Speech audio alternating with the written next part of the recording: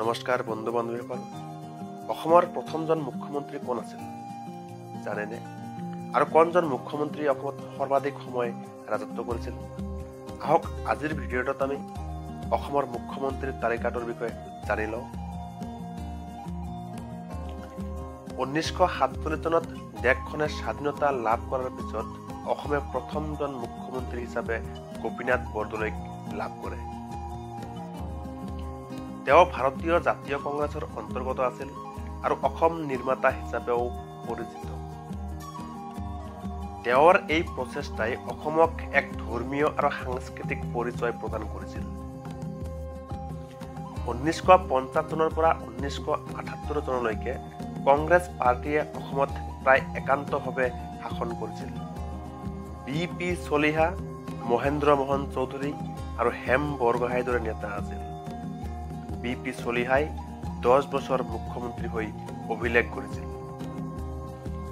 1979 চনৰ পিছত অসমত অস্থিৰতা আৰম্ভ হ'ল। অসম আন্দোলন, বিদেশী অনুপ্ৰৱেশ আৰু বিদ্ৰোহে ৰাজনীতিক কঁপাই তুলিলে। 1985 চনত অসম গণ পৰিষদৰ উত্থান ঘটে আৰু প্ৰফুল্ল কুমাৰ মহন্ত কনিষ্ঠতম মুখ্যমন্ত্ৰী হয়। 2001 চনৰ পৰা 2016 চনলৈ তৰুণ গগৈয়ে একেৰাহে 3বাৰকৈ কংগ্ৰেছৰ মুখ্যমন্ত্ৰী হিচাপে চৰকাৰ গঠন কৰিছিল। তেওঁৰ সময়তে অসমৰ উন্নয়নৰ গতি বাঢ়ি গৈ বিদ্ৰোহ নিয়ন্ত্ৰণলৈ অনা হ'ল। 2016 চনত অসমত প্ৰথমবাৰৰ বাবে ভাৰতীয় জনতা পাৰ্টীৰ চৰকাৰ গঠন হয়।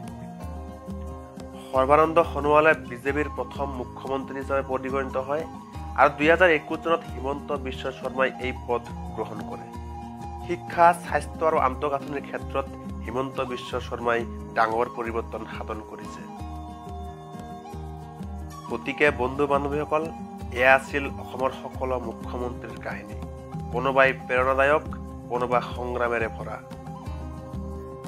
কোনজন মুখ্যমন্ত্ৰীক আপুনি বেছি প্ৰভাৱশালী বুলি বিবেচনা কৰিলে? তলত নিশ্চয় মন্তব্য দিব আৰু ভিডিঅ'টো লাইক আৰু শ্বেয়াৰ কৰিবলৈ নাপাহৰিব। ধন্যবাদ।